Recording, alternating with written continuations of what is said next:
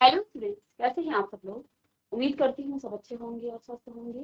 मैं Meena Rana ICT versus class में आपका स्वागत करती हूँ। स्टूडेंट्स, हम पढ़ रहे हैं क्लास 12 का मैथ्स और जैसे कि आप जानते हैं प्रीवियस ईयर के जो क्वेश्चन है उनको हम सॉल्व कर रहे हैं और यहाँ पर हम जो आपके टॉपिक वाइज हैं उन टॉपिक वाइज जो क्वेश्चन है उनको हम डिस्कस कर रहे हैं। तो यहाँ पे आपने पहला चैप्टर लिया है रिलेशन एंड फंक्शन और यहाँ पे हमने रिलेशन के जो क्वेश्चन है और उसका कॉन्सेप्ट है वो हमने प्रीवियस लेक्चर में आपको समझा दिया है और इसी पर बेस्ड कुछ क्वेश्चन भी हमने सॉल्व किए हैं।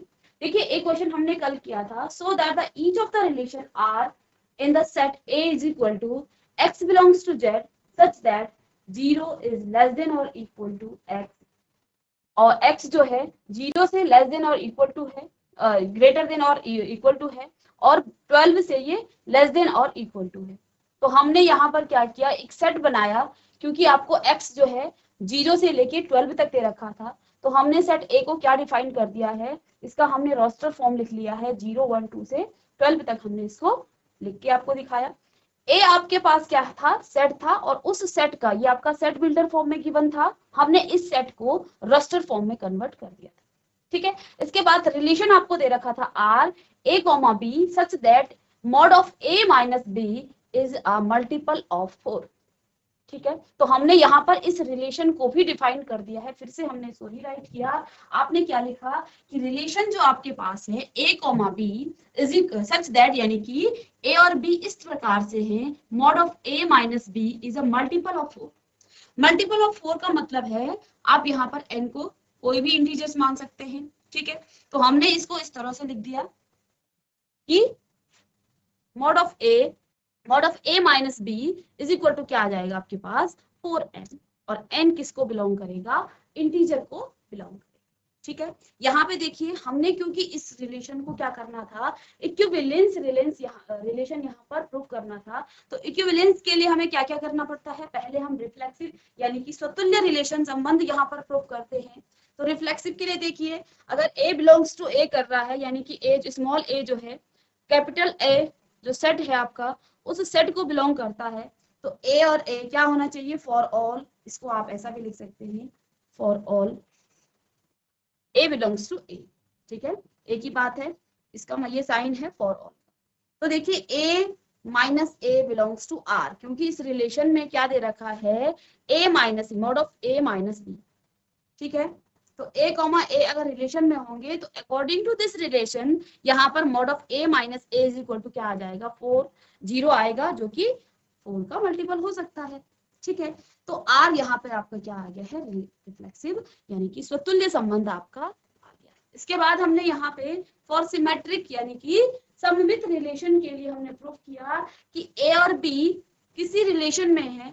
ठीक है, और अगर ये रिलेशन में है तो जहां पर आपको ये जो क्वेश्चन में गिवन है according to question mod of a minus B is equal to 4n आएगा। ठीक है, और mod of b minus a भी आपका 4n आएगा, क्योंकि मॉड में दोनों की वैल्यू जब आप क्या करते हैं तो दोनों का मान सेम आता है। ठीक है, यहाँ पर आप इसको 2 मान ले और इसको 4 मान ले, तो मॉड के बाहर जो नेगेटिव वाला नंबर भी होगा मॉड से बाहर आने के बाद वो पॉजिटिव का हो जाएगा, यानी कि दोनों इक्वल है। ठीक है, जब आप a comma b belongs to R, जब ए और बी आर रिलेशन में है और उस बात को आप ऐसा लिख सकते हैं, तो देखिए यहाँ पे b mod of b minus a is equal to 4n है, तो इसको आप क्या लिख सकते हैं कि b comma a is also belongs to R, ये भी इस रिलेशन में ही बिलोंग करेगा। ठीक है, अब यहाँ पे देखिए अगर ये b और a इस रिलेशन r में हैं तो r is a symmetric relation, r आपका क्या हो जाएगा, सिमेट्रिक रिलेशन हो जाएगा। ठीक है, सममित संबंध यहाँ पे r आपका हो जाएगा। ठीक है, अब ट्रांजिटिव रिलेशन के लिए आप क्या करते हैं, जब इसकी जो डेफिनेशन है वो डेफिनेशन क्या है कि ए बी दोनों रिलेशन r में हैं और बी सी रिलेशन r में है, तो ए सी भी रिलेशन r में होना चाहिए। तो ये चीजें तो हमने प्रूव कर ही दी कि ए बी अगर रिलेशन में है, देखिए तो ए बी अगर रिलेशन में है तो रिलेशन आपके पास क्या है, mod of a minus B is equal to 4n। ठीक है, अब देखिए कोई भी चीज जब आप क्या नहीं करते हैं, मॉड से बाहर निकालते हैं, यानी कि वो प्लस भी हो सकता है और माइनस भी हो सकता है।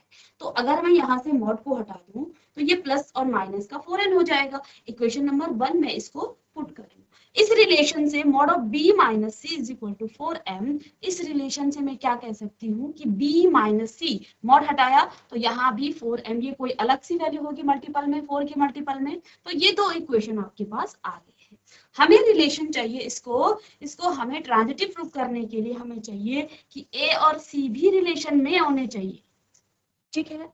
अब देखिए इन दोनों रिलेशन को, इन दोनों इक्वेशन को जब आप ऐड करेंगे 1 and 2,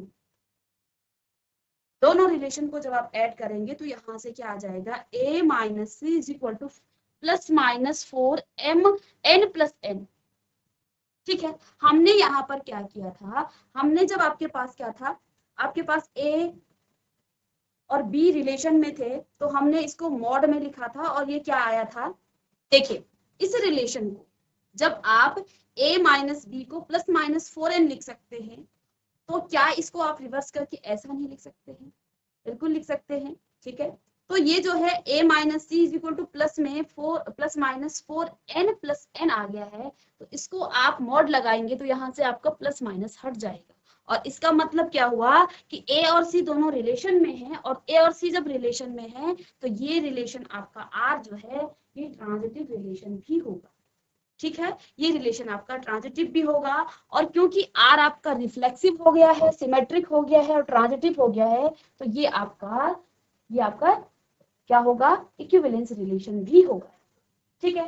अब क्वेश्चन में दूसरा पार्ट क्या था, हमें क्या करना है, find the set of all elements related to 1 in each cases, हमें क्या निकालना है, वो सेट निकालना है। तो देखिए आपके पास सेट ए क्या है,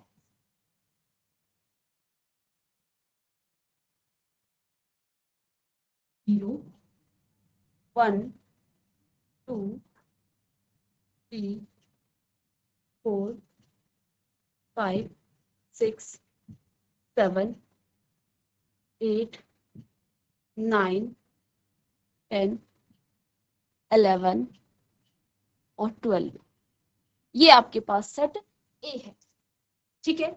ये आपको क्या दे रखा, रिलेशन आर है आपके पास, रिलेशन कहाँ से है, रिलेशन ए टू ए से ए में रिलेशन है, और रिलेशन आर आपको क्या दे रखा है, यहाँ पे रिलेशन आपको आर गिवन है, A comma B such that mod of A minus B is equal to 4, ये आपके पास क्या है, रिलेशन है।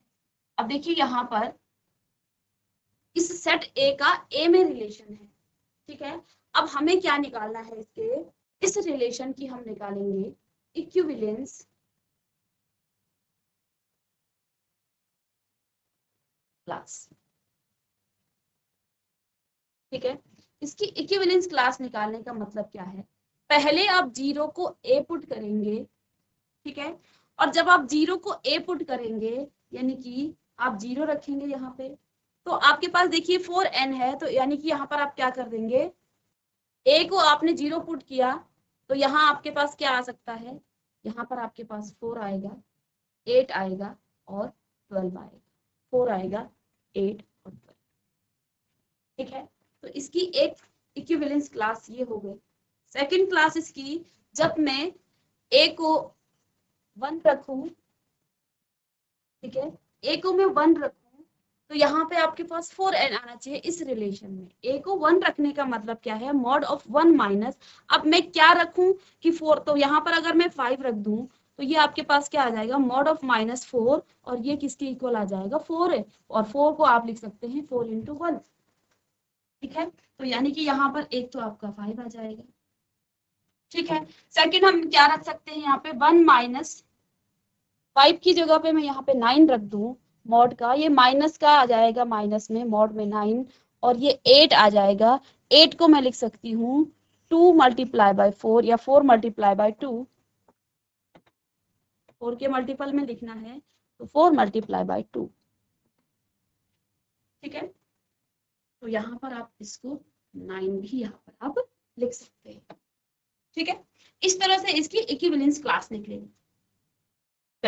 अब नेक्स्ट है यहाँ पे, हमने a को 0 रखा, हमने a को 1 रख दिया, अब a को अगर आप 2 रखें, a3 में मैं कहूँ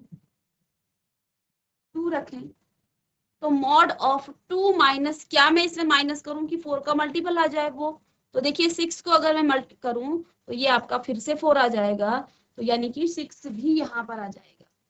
ठीक है, और मॉड ऑफ 2 माइनस 2 हो गया, इसके बाद यहाँ पर है आपका 7, 2 हो गया, 6 हो गया, और इसमें हम क्या माइनस करें इस सेट में से कि वो 4 का मल्टीपल आ जाए।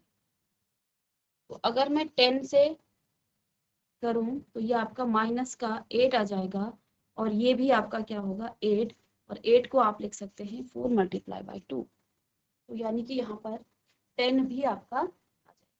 ठीक है, इसके बाद और कोई नंबर ऐसा नहीं हो सकता है। ठीक है, 2 के साथ अगर यहाँ पर एक और क्लास यहाँ पर लेंगे हम A4, ए को अगर 3 लिया जाए, ठीक है, ए अगर आपका 3 हो जाए तो यहाँ से 7 आ जाएगा, और 7 के बाद 3 माइनस 7 ये तो आपका 4 में आएगा, और इसके बाद आएगा आपका 11, 11 में से आप इसको माइनस करेंगे तो ये आपका 8 आ जाएगा, तो यहाँ पे 11 भी आपका आ जाएगा। ठीक है, अब देखिए क्वेश्चन में क्या पूछा था। क्वेश्चन में आपको क्या पूछा था, find the set of all elements related to 1 in each cases. तो देखिए हमने इक्विवेलेंस क्लास यहाँ पर निकाल ली, हमें क्या करना है, देखिए कौन कौन से सेट में 1 है, तो देखिए एक ही ऐसा सेट है, वो सेट हमें निकालना है जिसमें ए क्या है रिलेटेड है, तो आंसर आपके पास क्या आ जाएगा, सेट कौन सा होगा 1, 5 और 9।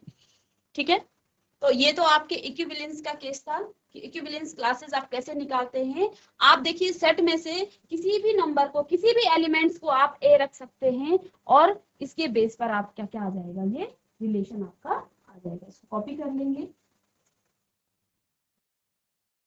चलिए, तो स्टूडेंट्स यहाँ पे हमने जितने भी आपके रिलेशन के कॉन्सेप्ट थे और रिलेशन पर बेस्ड जो बोर्ड एग्जाम में आपके क्वेश्चन आते हैं उन पर बेस्ड क्वेश्चन और कॉन्सेप्ट हमने क्लियर कर दिए हैं। आप इनकी प्रैक्टिस करें, एनसीईआरटी में जो भी आपके एग्जाम्पल्स हैं उनको सॉल्व करें। इसके बाद देखिए आपका नेक्स्ट टॉपिक है, उसका नाम है फंक्शन, यानी कि फलन।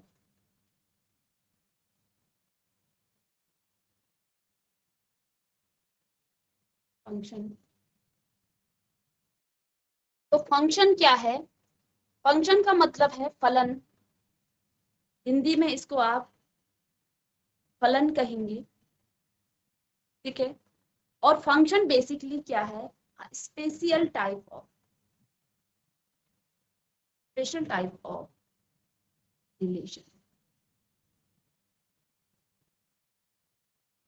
Special type of relation. ठीक है, यानी कि हम क्या कह रहे हैं कि जो फंक्शन है वो किसका टाइप है, it is a one of the type of relation. यानी कि जो हम अभी तक पढ़ रहे थे, हमने आपको क्या कहा, रिलेशन क्या होता है, दो सेट आपके पास होंगे, सेट ए और सेट बी, और सेट बी, इन सेट के कुछ एलिमेंट्स होंगे और इन एलिमेंट्स का आपस में क्या रिलेशन है, उसको तो हम क्या कहते हैं, वो रिलेशन आपका। ठीक है, लेकिन फंक्शन जो है, फंक्शन क्या है, एक स्पेशल टाइप ऑफ रिलेशन है, और किस किस टाइप का ये रिलेशन होगा, तो यहाँ पर हम पहले कुछ पिक्चर के माध्यम से देखेंगे कि फंक्शन क्या होते हैं। ठीक है, चलिए पहले डेफिनेशन लिख लेंगे इसकी, a relation from set a to B,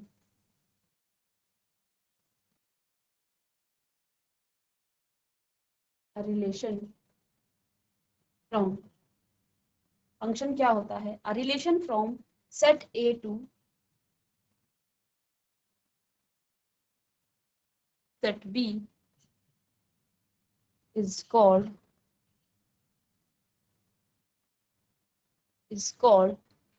function, is called function if every elements of set A, if every elements of set A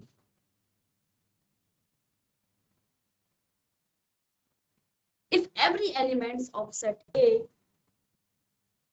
have one and only one image.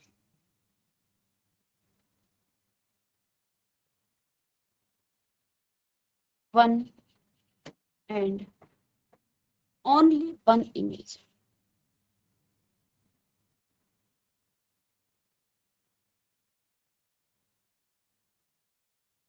तो फंक्शन क्या है basically?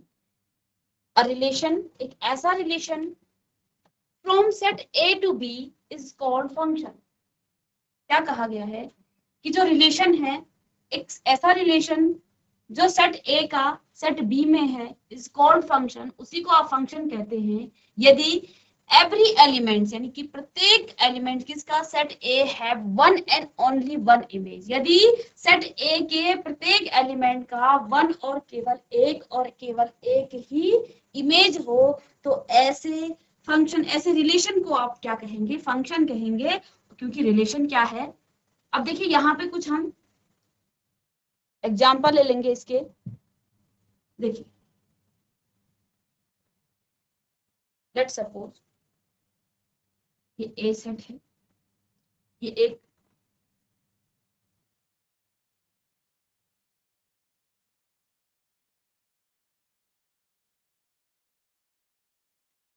देखिए यहाँ पे हम function के कुछ example लेंगे और उन एग्जाम्पल से हम देखेंगे कि कौन सा आपका जो रिलेशन है वो आपका क्या है। 1 2 3 4 5 6 एंड 7 ये सेट ए है और ये सेट बी है।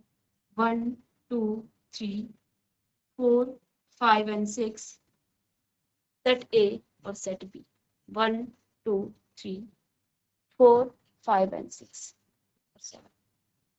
ठीक है, 1 2 3 सेट ए और सेट बी आपका। तो 1 2 3 और 4 5 6 एंड 7।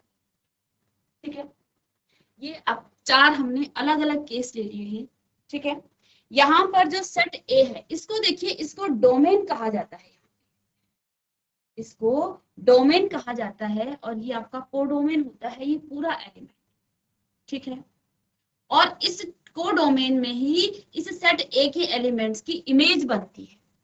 ठीक है, इमेज का मतलब ये है यहाँ पर सेट ए की जो इमेज है वो 5 है और सेट 2 की जो इमेज है वो 6 है। ठीक है, यहाँ पर सेट ए की जो इमेज है 4 है और 5 भी है, 2 की इमेज 6 है और 3 की इमेज 7 है। ठीक है, इसके बाद थर्ड जो केस है इसमें 1 की इमेज आपकी 4 है, 2 की इमेज 6 है और 3 की इमेज 5 है। ओके, इसके बाद इसमें 1 की इमेज 5 और 2 की इमेज 5 है और 3 की इमेज 6 है। ठीक है, अब यहाँ पर हम देखेंगे कि इन रिलेशन में ये दो सेटों का रिलेशन है आपस में। ठीक है, इसमें स्पेशल टाइप के जो रिलेशन है इनमें फंक्शन कौन सा होगा, फलन कौन कौन से होंगे। क्योंकि हमने क्या कहा है, ध्यान देंगे, कई बच्चों को ये डाउट्स रहता है कि फंक्शन होता क्या है। Function special type of relation है, यानी कि रिलेशन का ही एक टाइप है। ठीक है, कैसे टाइप, अब यहाँ पे डेफिनेशन में क्या लिखी है, if every elements of set a have one and only one image in domain, codomain लिख सकते हैं या फिर इमेज इन सेट बी लिख सकते हैं आप यहाँ पे सेट। तो according to definition every element of set A have one and only one image। तो यहाँ पे 1 की इमेज 5, 2 की इमेज 6, 3 की कोई इमेज नहीं है, यानी कि ये आपका फंक्शन ही नहीं है। ठीक है, ये आपका फंक्शन नहीं है। ओके, इसके बाद यहाँ पर दूसरा जो केस है ये आपका क्या है, एवरी एलिमेंट ऑफ सेट ए। अब यहाँ पे 1 की इमेज 4 है और 1 की इमेज 5 भी है, 2 की इमेज भी है और 3 की इमेज भी है। लेकिन यहाँ पर 1 की 2 इमेजेस है, ठीक है, यहाँ 1 की 2 इमेज है और डेफिनेशन क्या कहती है कि set a have 1 and only 1 image in set b. तो यहाँ पे 1 जो है, 1 जो एलिमेंट है, इसकी 2 इमेज बन गई है सेट बी में, यानी कि ये भी आपका फंक्शन नहीं है, ठीक है। अब यहाँ पर देखिए तीसरा जो केस है, इसको आप पहला केस, दूसरा, थर्ड और फोर्थ। 1 की इमेज 4, 2 की इमेज 6 और 3 की इमेज 5 है। तो यहाँ पर ये आपका क्या है, फंक्शन है, क्योंकि ये इस डेफिनेशन को क्या कर रहा है, सेटिस्फाई कर रहा है। यहाँ पे प्रत्येक एलिमेंट्स की 1 की 4 हो गई, एक इमेज है सेट बी में और उसकी यूनिक इमेज है 1 और केवल एक ही इमेज है, 1 की 4 एक इमेज है, 2 की 6 है और 3 की 5 इमेज है। तो ये आपका फंक्शन होगा, ठीक है। अब ऐसा यहाँ पे देखिए फोर्थ केस में 1 की इमेज 5 है और 2 की इमेज 5 है, 3 की इमेज 6 है। तो इतना तो इसने सेटिस्फाई कर लिया है, if every element of set a have 1 and only 1 image. अब यहाँ पर ऐसा दिखने में ऐसा लग रहा है कि जब ये फंक्शन नहीं था तो ये भी फंक्शन नहीं होगा, नहीं, ये आपका फंक्शन होगा, क्योंकि यहाँ पे क्या कहा है कि सेट ए के एलिमेंट का 1 इमेज होगी, ठीक है। यहाँ से सेट ए की एक ही नंबर हो सकता है दोनों की इमेज, लेकिन यहां से एक नंबर की 2 इमेज नहीं हो सकती है, यानी कि ये आपका ये इमेज है और इसको कहते हैं प्री इमेज, ठीक है। तो एक एलिमेंट्स के 2 प्री इमेज हो सकती है, लेकिन उसकी इमेज एक ही होनी चाहिए। तो यहाँ पे देखिए 1 की इमेज 1 है और 2 की इमेज भी आपकी 2 है, ठीक है। तो ये भी आपका क्या होगा, फंक्शन होगा, ये भी आपका फंक्शन, ठीक है। तो फंक्शन यहाँ पर क्या हो गया है, एक ऐसा फंक्शन जहां पर एक ऐसा रिलेशन जहां पर सेट ए का यानी कि डोमेन का को डोमेन में क्या होना चाहिए, एक इमेज होनी चाहिए और एक यूनिक इमेज होनी चाहिए। यहां से 2 इमेज हो सकती है, ठीक है, 1 की एक ही इमेज है, 5 की 2 की भी एक ही इमेज है, ठीक है, एक ही नंबर पर इनकी इमेज बन रही है, लेकिन दोनों की, क्योंकि डेफिनेशन क्या कह रही है, वो सेट ए के बारे में बात कर रही है कि सेट ए के एलिमेंट्स का एक ही क्या होना चाहिए, इमेज होनी चाहिए। तो यहां से इसने इसकी 2 प्री इमेज बन गई है, तो ये चल सकता है, यानी कि फंक्शन में इस तरह से भी हो सकता है, ठीक है।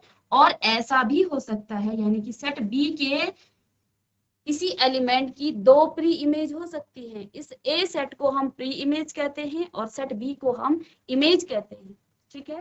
तो डोमेन में उसके ये डोमेन होगा सेट ए, सारे जो सेट होंगे ए, ये आपके डोमेन है। डोमेन में 2 आपकी प्री इमेज हो सकती है, लेकिन को डोमेन में आपकी इमेज 2 नहीं होनी चाहिए, एक एलिमेंट की 2 इमेज नहीं होनी चाहिए, वो फंक्शन नहीं होगा। तो फंक्शन क्या होता है कि सेट ए के सारे एलिमेंट्स का सेट बी में क्या हो, एक इमेज हो और एक यूनिक इमेज हो, तो ऐसे रिलेशन को हम कहते हैं ये आपका फंक्शन हो। अब पढ़ेंगे कुछ स्पेशल टाइप्स के जिन पर बेस्ड क्वेश्चन पूछे जाते हैं। ये तो किसके बारे में था, 1 1 and onto, onto, 1 1 and onto. 1 1 को हिंदी में कहेंगे कि, चलिए 1 1 पढ़ेंगे पहले। तो 1 1 फंक्शन क्या होता है, 1 1 फंक्शन भी लिख लेंगे यहाँ पे, 1 1 फंक्शन। तो यहाँ पे डेफिनेशन क्या है कि element every element of domain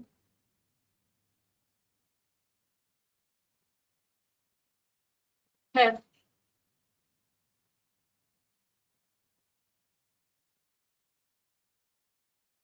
unique and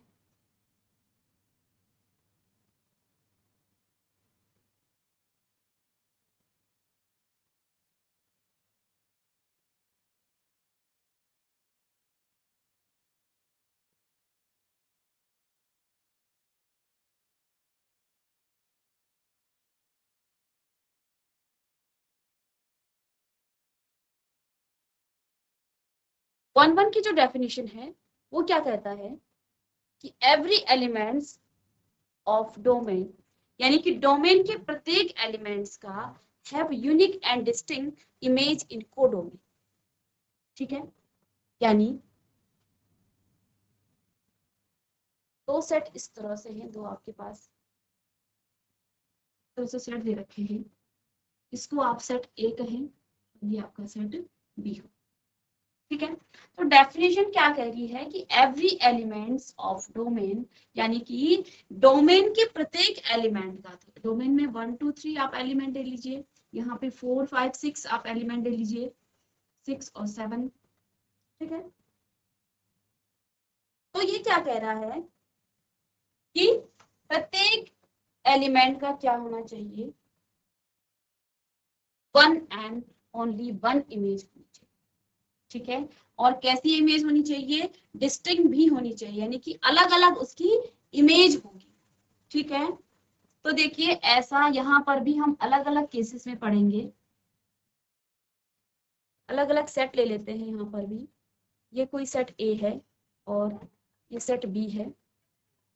ठीक है, सेट ए में एलिमेंट्स हैं 1 2 3 और यहाँ पर हैं 4 5 और 6। ठीक है, और इसकी जो इमेज है वो किस तरह से बन रही है, इसकी इमेज बन रही है 1 की आपकी 4 है और 1 की 5 भी है और 1 की 6 भी है।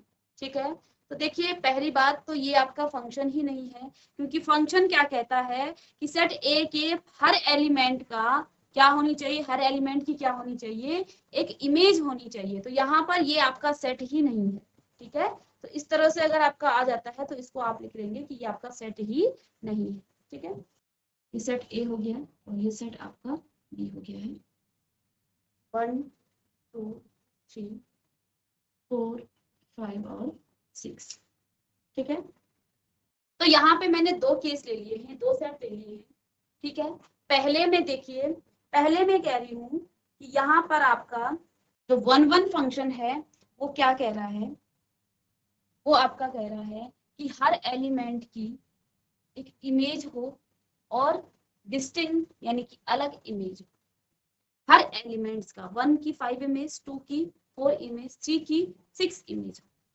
ठीक है, तो वो जो फंक्शन होगा आपका, वो आपका 1 1 फंक्शन। तो इस फंक्शन को हम क्या कहेंगे, 1 1 फंक्शन, 1 1 फंक्शन। ठीक है, दूसरे में देखिए यहाँ पर अगर मैं कहूं हर एलिमेंट की, ठीक है, ये आपका नॉट 1 1 है, नॉट 1 1। ठीक है, ये जो केस है ये आपका नॉट 1 1 फंक्शन है, क्योंकि ये फंक्शन है। अगर ये नॉट 1 1 है तो ये कैसा, इसका नाम क्या होगा, तो जो फंक्शन आपका नॉट 1 1 होगा उसको आप कहेंगे, उसको कहेंगे आप मैनी वन। मैनी वन क्यों, यहाँ पर बहुत सारे जो डोमेन में एलिमेंट्स हैं उनकी एक ही इमेज बन रही है सेट ए में। ठीक है, 1 की इमेज भी 5 बन रही है, 2 की इमेज भी 5 बन रही है और 3 की इमेज भी क्या बन रही है, 5 बन रही है। तो ऐसे फंक्शन को हम कहेंगे many one. Many function, many elements की एक ही इमेज बन रही है, तो ऐसे फंक्शन को हम कहेंगे मैनी वन। तो जो फंक्शन आपका 1 1 फंक्शन नहीं होगा या नॉट 1 1 फंक्शन होगा, तो ऐसे फंक्शन को हम क्या कहेंगे, many one function, many one function, 1 1, या हिंदी में आप इसको कह सकते हैं एकाकी या फलन। और ये फंक्शन आपका कहलाएगा बहुएक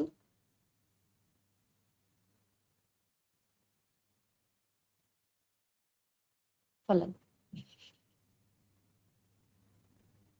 ठीक है, तो पहला टाइप्स हमने पढ़ा है 1 1 फंक्शन क्या होता है, एक ऐसा फंक्शन जिसमें डोमेन के जो एलिमेंट्स हैं उनकी एक अलग यूनिक इमेज होनी चाहिए, कहाँ पे, कोडोमेन में। तो उस फंक्शन को हम कहेंगे 1 1 फंक्शन। ठीक है, और क्वेश्चन इन फंक्शन का जब आप क्वेश्चन सॉल्व करेंगे तो वो क्वेश्चन आप कैसे सॉल्व करेंगे वो हम आपको यहाँ पे सब बता देते हैं। ठीक है, फलन या फंक्शन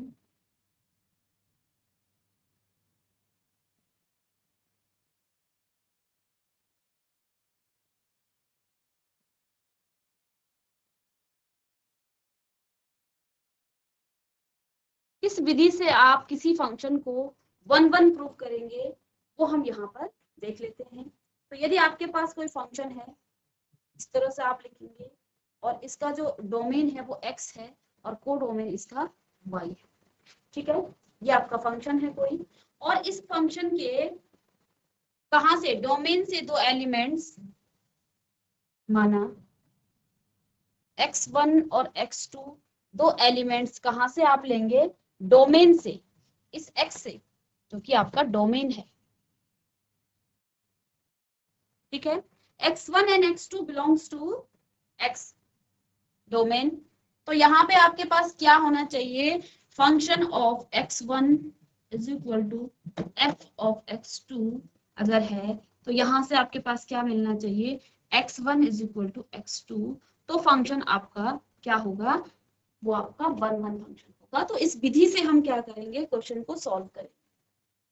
ठीक है, अगर आपके पास एक फंक्शन है x से y में और x1 और x2 बिलोंग कर रहे हैं किसी डोमेन को, इस x को, क्योंकि x आपका डोमेन में है, तो function of x1 f of x1 is equal to f of x2 होगा, और इससे आपके पास क्या आना चाहिए, x1 is equal to x2। तो वो फंक्शन आपका क्या होगा, 1-1 फंक्शन। ठीक है, तो नोट कर लेंगे इसको। 1-1 फंक्शन के बाद आपके पास आता है onto function. Onto function, या इसको आप दूसरे नाम इसको कह सकते हैं सरजेक्टिव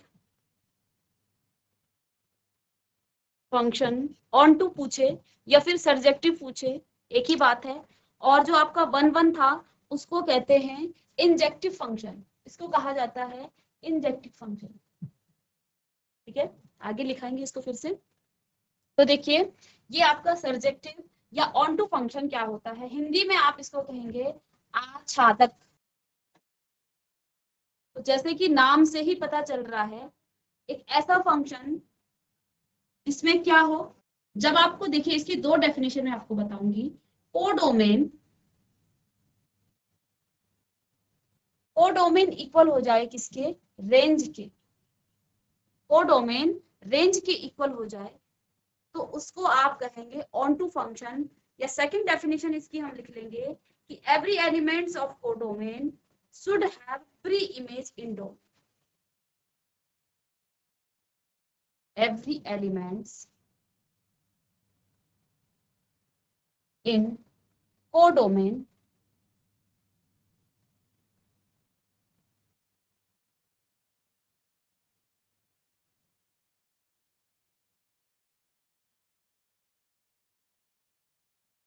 should have pre-image. Pre-image यानी कि प्रत्येक कोडोमेन की एक प्री इमेज यहाँ पर होनी चाहिए। ठीक है, प्री इमेज इन डोमेन, मतलब दो सेट अगर मेरे पास हैं, सेट ए और सेट बी, सेट ए और सेट बी, इसमें एलिमेंट 1, 2, 3, 4, 5 और 6 है। इस तरह के एलिमेंट्स हैं। यहाँ पर मैं क्या कह रही हूँ कि जब आपका कोडोमेन, इसको कहते हैं बच्चों डोमेन, जो पहला सेट होता है उसको कहा जाता है डोमेन, और दूसरे सेट को हम कहते हैं कोडोमेन। ठीक है, कोडोमेन का। ठीक है, अब रेंज क्या होती है, रेंज क्या होती है, अगर मैं यहाँ पे सेट ए की बात करूं, 1 की इमेज 4 है और 2 की इमेज 5 है, इतना ही यहाँ पे दे रखा है, और 3 की इमेज भी 5 है, तो इसकी रेंज क्या हो जाएगी, इसकी रेंज यहाँ पर हो जाएगी 4 और 5। ठीक है, ये इसकी रेंज होगी कि जितने भी एलिमेंट्स ने यहाँ पर क्या किया है, इमेज बनाई है, उन इमेज वाले एलिमेंट्स को ही हम रेंज कहते हैं, और पूरे सेट को कहा जाता है कोडोमेन। ठीक है, अब इसकी जो पहली डेफिनेशन है कि कोडोमेन इक्वल टू रेंज, यानी कि यहाँ पर हर एलिमेंट्स की एक प्री इमेज, प्री इमेज का मतलब क्या होता है, इसको इमेज कहेंगे, ये आपका इमेज हो जाएगा, और ये इसकी प्री इमेज, प्री इन एलिमेंट्स की ये प्री इमेज हो जाएगी।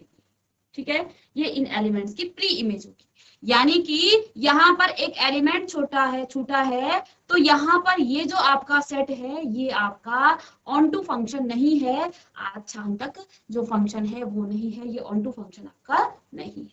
ठीक है, तो यहाँ पर कोडोमेन की क्योंकि एक एलिमेंट छूट गया है तो ये आपका क्या नहीं है, ये आपका, अब देखिए यहाँ पे ये जो है ये आपका ऑन टू फंक्शन नहीं है, not onto, not onto. इसके बाद में यहाँ पर कोई दूसरा सेट ले लूं, इस तरह से दूसरा सेट ले लूं और इस दूसरे सेट में के जो एलिमेंट्स हैं ये ए और ये बी है, यहाँ पर दूसरे एलिमेंट ले लेंगे ए बी सी और ई एफ और जी।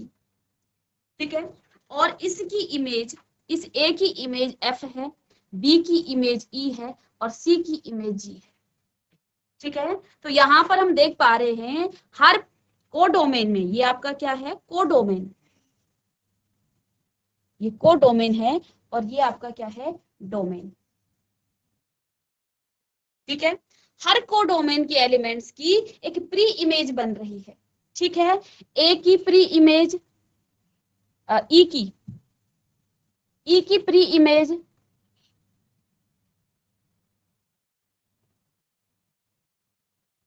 ए है, बी है। ठीक है, इसी तरह से एफ की जो प्री इमेज है वो कितनी है, वो ए है, और जी की जो प्री इमेज है वो कितनी है, वो क्या है, वो सी है। हर कोडोमेन के हर एलिमेंट्स की एक प्री इमेज बन रही है, यानी कि यहाँ पर ये जो ऑनटू का जो डेफिनेशन है, ऑनटू की जो डेफिनेशन है उसको सेटिस्फाई कर रहा है, यानी कि हर इमेज की, कोडोमेन के एलिमेंट्स की, हर एलिमेंट्स की एक प्री इमेज है। ई की प्री इमेज बी है, ठीक है, और एफ की प्री इमेज ए है और जी की प्री इमेज सी है। तो यहाँ पर हम क्या कहेंगे, ये जो फंक्शन आपका है ये आपका ऑनटू फंक्शन है।